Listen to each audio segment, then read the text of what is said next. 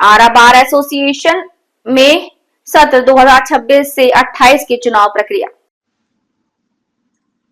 यहाँ चुनाव प्रक्रिया के अंतर्गत नामांकन के दूसरे दिन अध्यक्ष पद पर गोरखनाथ मिश्रा, सुरेंद्र सिंह, महासचिव पद पर मनमोहन ओझा, कोषाध्यक्ष में राजेश कुमार राय सहित अन्य पदों पर प्रमोद राय सहित कई प्रत्याशियों ने नामांकन पत्र दाखिल किए तथा कई प्रत्याशी विभिन्न पदों के लिए नामांकन पत्र का रसीद कटाई। चुनाव पदाधिकारी मनलाल सिंह ने बताया कि नामांकन की प्रक्रिया आगामी 14 अगस्त तक चलेगी। कोर्ट परिसर में चहल पहल चुनाव को लेकर बढ़ाई गई है। अब सभी प्रत्याशी अपने अपने पक्ष में चुनाव को जीतने के लिए दमखम से प्रचार कर रहे हैं।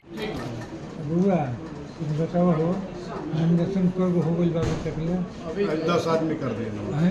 अब तक कितने लोग? 10 आदमी। 10 आदमी हर पोस्ट पर मिलाकर कर देगा।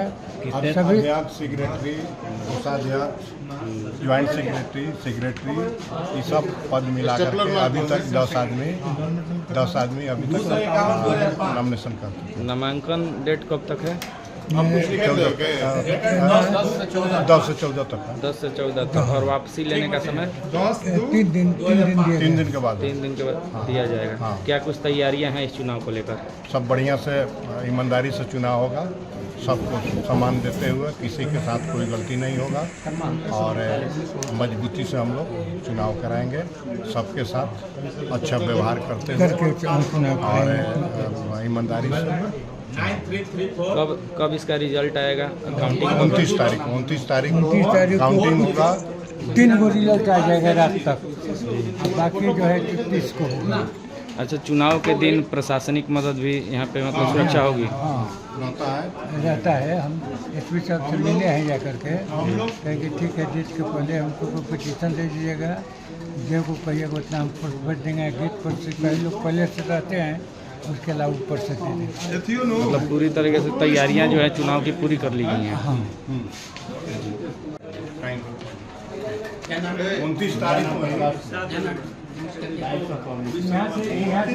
को रात तक हम लोग रिजल्ट निकाल देंगे। रात तक हम लोगों का यही है कि स्वच्छ और सुंदर और ईमानदारी से ये चुनाव का निर्वहन हो। और हम खासकर अधिवक्ता बंधुओं से अपना निवेदन करेंगे कि शांतिपूर्वक, प्रेम पूर्वक चुनाव कराएं, चुनाव में सहयोग करें और मतदान करें। अपना नाम बता दीजिए।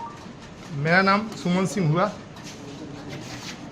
आपने नॉमिनेशन फाइल किया है, किस पद के लिए आपने नॉमिनेशन फाइल किया? सबसे पहले कुछ भी कहने से आप सबों को बहुत बहुत हार्दिक शुभकामना कि इस अवसर पर आप लोगों ने भी पधारा। मैंने अध्यक्ष के पद पर अपना नॉमिनेशन फाइल किया है और आगे कहा जाए अभी तो इसके पहले आप कौन सा पद पे थे? मैं किसी पद पर नहीं था और द फर्स्ट टाइम आया हूँ और हमारा सोच यही है कि अपने बार का हर तरह से विकसित करूँ, अपने अधिवक्ता बंधुओं के कल्याण के लिए समर्पित रहूं, ताकि ये लोग बार और बेंच में भी समन्वय बढ़िया से स्थापित रखें और आगे जो है क्या क्या करेंगे वो भविष्य के भविष्य के घर में है। लेकिन आप लोग भी इतना शुभेच्छु हैं जिससे लगता है कि बदलाव आप लोग भी चाहते हैं। इसके लिए अपने मीडिया बंधुओं को बहुत बहुत धन्यवाद देते हैं। हमारे अधिवक्ता बंधु भी यूनानिमस हैं, सारे लोग एकजुट हैं, सब लोग चाह रहे हैं बदलाव और एक अच्छी सोच और एक अच्छी व्यवस्था वाला व्यक्ति को। और लगता है कि सारे अध्यक्ष पद की जिम्मेवारी बहुत बड़ी होती है, तो क्या कुछ अगर करेंगे जीत के आते हैं तो? हमने अधिवक्ता के विकास, अधिवक्ता के समृद्धि, अधिवक्ता को बैठने का जहाँ जगह नहीं है, बेचारे इसी तरह से खड़े रहते हैं, उनके लिए। इसके बाद आपको हमारा देख रहे हैं कि जो वहाँ मुख्तार खाना है उसका स्थिति काफ़ी जर्जर हो गया है। उसको जो है जैसा हमारे बंधु सारे मिलकर राय देंगे, अगर उसको लगेगा कि उसको रिपेयरिंग से काम चल जाएगा तो रिपेयरिंग, नहीं तो उसको रीमॉडलिंग कराएं। अधिवक्ता हित में हमारा ये सर्वोपरि रहेगा कार्यक्रम। हर तरह से आप लोग देखेंगे भी भविष्य में और आप लोग भी नाम लेंगे। सर अपना नाम बता दें। हमारा नाम सुरेंद्र प्रसाद सिंह अधिवक्ता, मैं ग्राम सारीपुर तापा का रहने वाला हूँ। मैं 39 वर्षों से यहाँ अधिवक्ता के रूप में कार्य करता हूँ। सिविल कोर्ट में बार एसोसिएशन का चुनाव जो है वो होने वाला है, नामांकन जारी भी है, प्रक्रिया चालू हो गई है विभिन्न पदों के लिए। आप भी नॉमिनेशन करने जा रहे हैं, किस पद के लिए आप नॉमिनेशन कर रहे हैं? आरा बार एसोसिएशन के सत्र 26-28 2026-28 के महासचिव पद पर हम नामांकन करने जा रहे हैं। पिछली बार भी आप इस पद के लिए चुनाव लड़े थे? इसके पूर्व भी मैं 4 बार महासचिव रह चुका हूँ। 2004 में पहली बार महासचिव हुआ था। उसके बाद हमारा उम्र नहीं था तो हम चुनाव नहीं लड़ पाए। कानून बन गया, उस कानून के तहत हमारा उम्र नहीं था तो हम चुनाव नहीं लड़े। पुनः 2011 से लेकर 15 तक चुनाव में रहे। लगातार लड़ने पर भी हमारे यहाँ कानून है कि आपको नहीं लड़ना है तो नहीं लड़े। फिर 22 में लड़े तो पुनः आए और इस बार पुनः चुनाव लड़ रहे हैं। अच्छा, अब की बार जीत कर अगर आप आते हैं तो क्या क्या करेंगे? देखिए, जो हमारा मकसद चुनाव लड़ने का सिर्फ पद लेना नहीं था। 2004 के पूर्व इस बार को अगर आप देखे होंगे तो जर्जर स्थिति में था और जब हम चार्ज लिए थे उस समय बार के अकाउंट में 403 रुपये 6 पैसा था।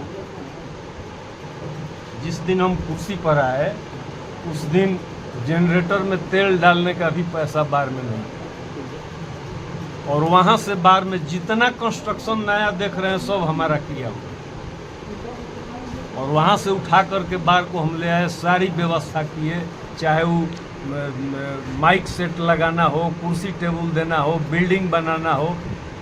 पहले एक पैखाना था और 3 यूरिनल था।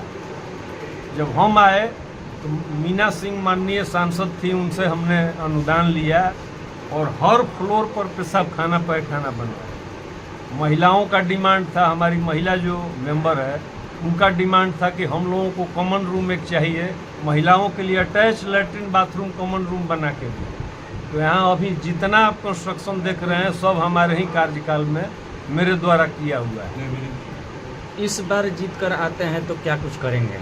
इस बार हमारा मुख्य मकसद है भवन, पुनः भवन। इसलिए कि आप आए होंगे सिविल कोर्ट में, अनेकों अधिवक्ता मैदान में बैठ रहे हैं जिनको बैठने का जगह नहीं है। टेबल कुर्सी तो हम इन लोगों को दे दिया कि आखिर जो आ रहा है प्रैक्टिस करने वो कहाँ बैठेगा भाई, लेकिन भवन नहीं है। और इस बार हमारा आने का मकसद है कि इन लोगों को भवन बना के दूँ। और एक मुख्तारखाना है, आप कलेक्ट्री में गए होंगे, अत्यंत जर्जर अवस्था में है, गिर रहा है। उसका एकदम नया निर्माण करने का मकसद, मूल मकसद हमारा यही है।